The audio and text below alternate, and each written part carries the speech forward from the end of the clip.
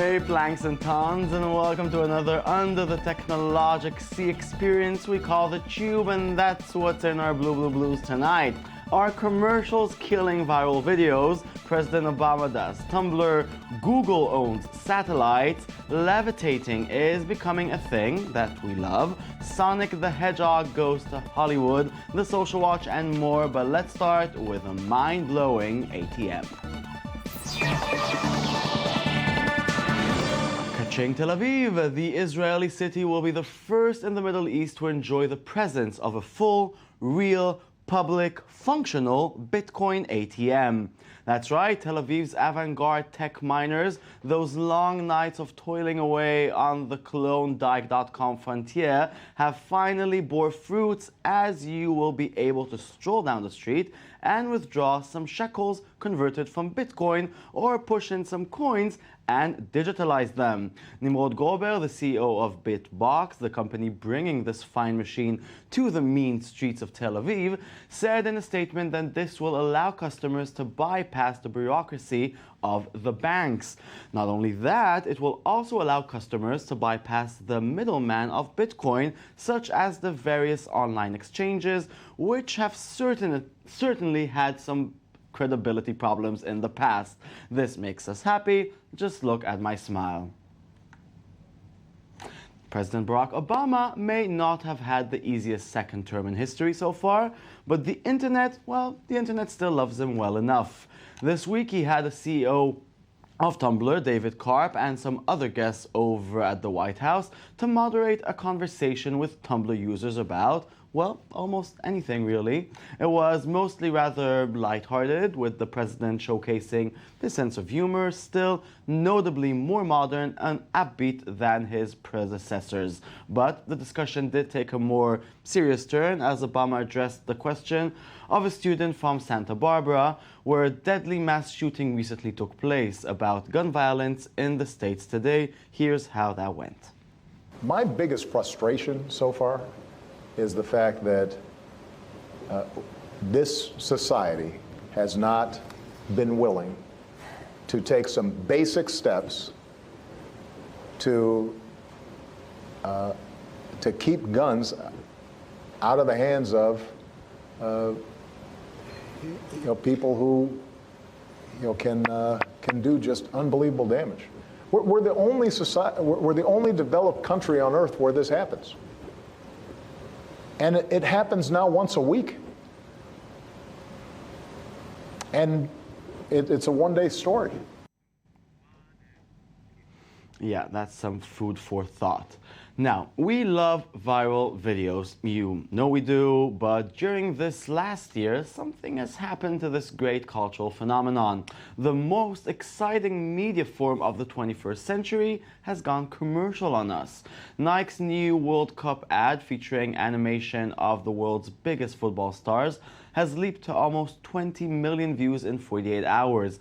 In April, another Nike commercial starring Cristiano Ronaldo topped the charts with almost 50 million views.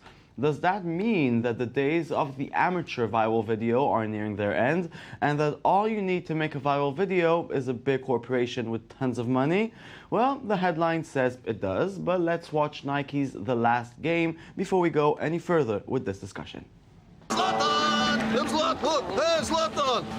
I was Zlatan.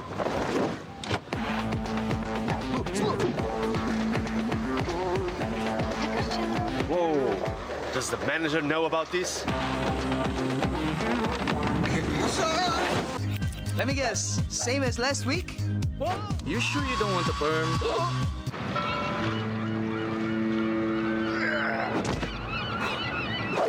Kidding me? I'll take that.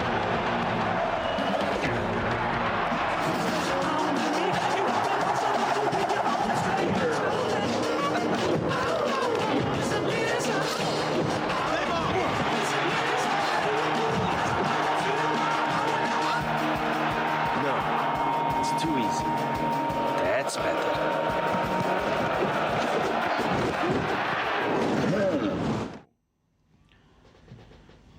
With us in the studio for this discussion is the Tube's chief editor, Ron Tenbring. Good evening. Hi. Hi. So has it become really that simple? I mean, you throw a lot of money, some superstars, and you got a viral video? It has to be good, you know.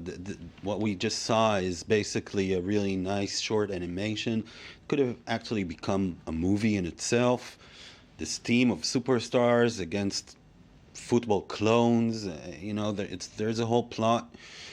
But the answer is yes. I mean, a big corporation like Nike can just throw its money on talent, on talented people, and create a video that will become viral almost for certain. Yeah, because you have money, you can bring the superstars, people want to watch the superstars. Exactly. Etc. But can commercials become content people actually want to see?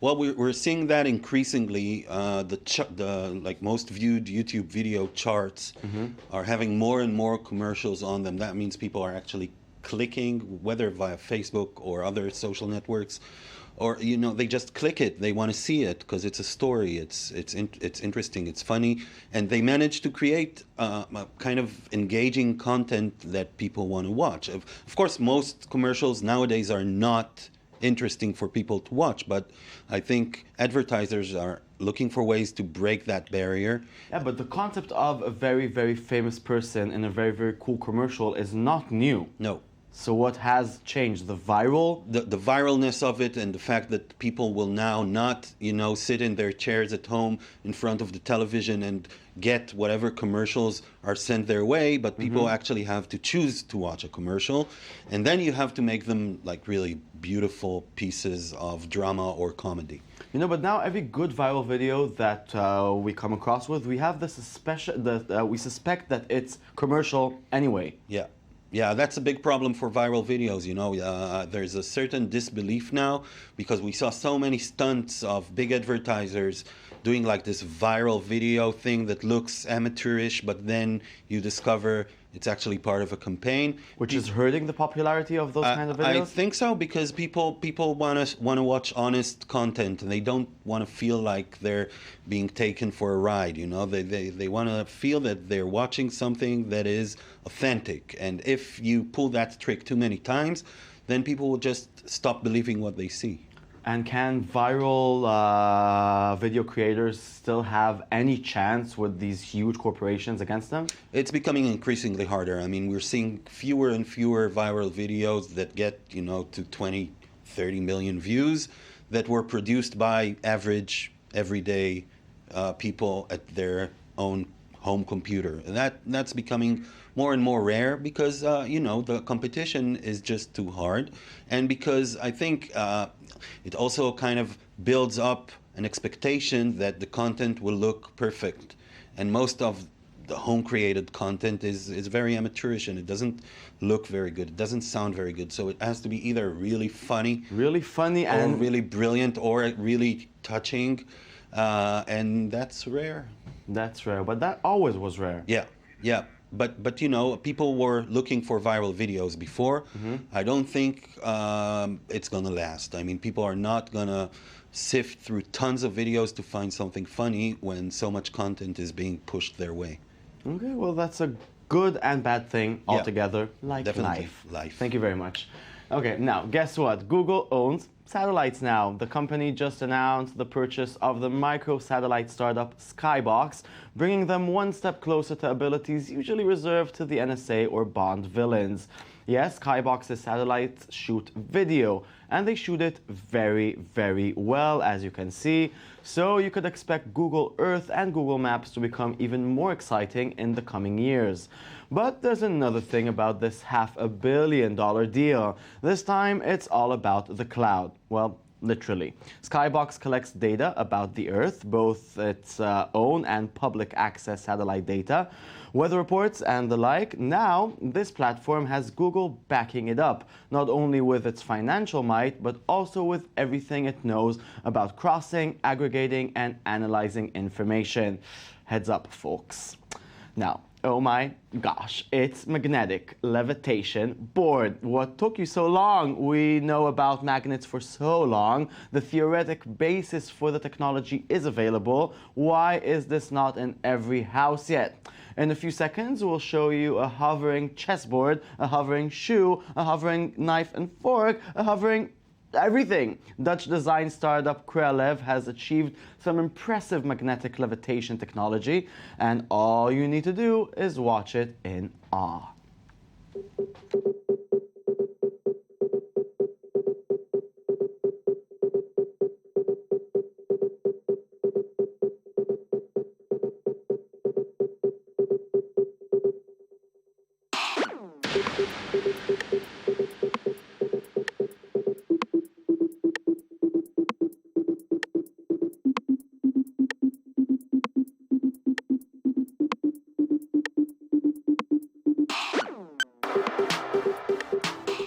No, I want every one of my meals served on a hovering magnetic board from now till the end of my life.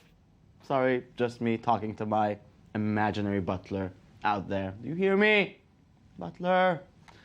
Thank you. Now, it's been only 21 years after the stellar success of multiple Academy Award-winning blockbuster, the Super Mario Bros. Movie, which brought Nintendo international recognition in Tinseltown. Now, of course, Sony and Sega want some of that action, so they're working on the much-anticipated and absolutely necessary for modern culture, Sonic the Hedgehog movie. After all, there's already a TV series coming soon whose trailer is now on screen. And of course, the tale of a small mammal rolling quickly through obstacles is what we all need. Who wouldn't be fascinated by that? Look guys, video game movies have very rarely been watchable.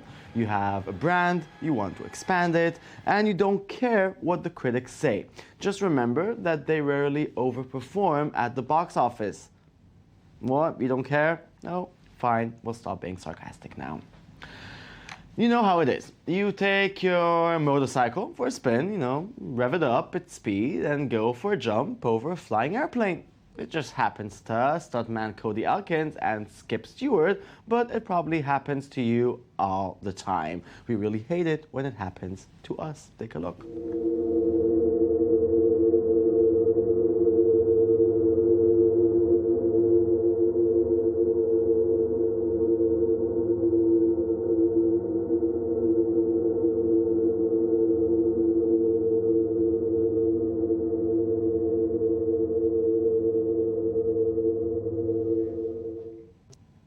That doesn't even look real, but I know it's real. This is a new thing with videos. They are so mind-blowing that they don't look real, but this is real. We'll put the video on our Tumblr. It's the Tube24. You can watch it again, and I don't know, see how crazy people are in this very weird world of extreme sports. Well, maybe it's gonna go viral and then it's gonna make some money. Let's move on. The hashtag, hashtag is so 2013. The world needs a new symbol. Hey world, you need a new symbol to capture the sentiment of a whole generation. Well, Steve Fisher is proud to present the percentage symbol. What does it mean? Everything to us. Take a look. Take a look at this pound symbol. Now known as a hashtag. Get it out of here! This is a percent symbol. However, from this day forth, it shall be known as a fuck year. Now, by applying the year, you're telling all of your friends who obsess over social media that they can shove it. That sounds great, you might say. But how do I use it? A fuck year operates in much the same way as a hashtag. You place it in front of a bit of text that someone has either said or implied and post it as a comment. For example, take Samantha here. Hi Samantha, welcome. Hi, great to be here. Thanks for having me. Now, Samantha here has just received her 5th notification of the day from her 8th grade bestie out at brunch. What the Just eat the damn waffle. All you're doing is making me hungry. Now is the perfect time for a fuck year. And while it might only appear like this, trust me when I say it's going to feel like this. Your brunch. God, can't you just enjoy a damn meal? That's kind of hardcore. And that girl looks like Terry Hatcher's daughter in Desperate Housewives, but her sister and blonde. Think about it.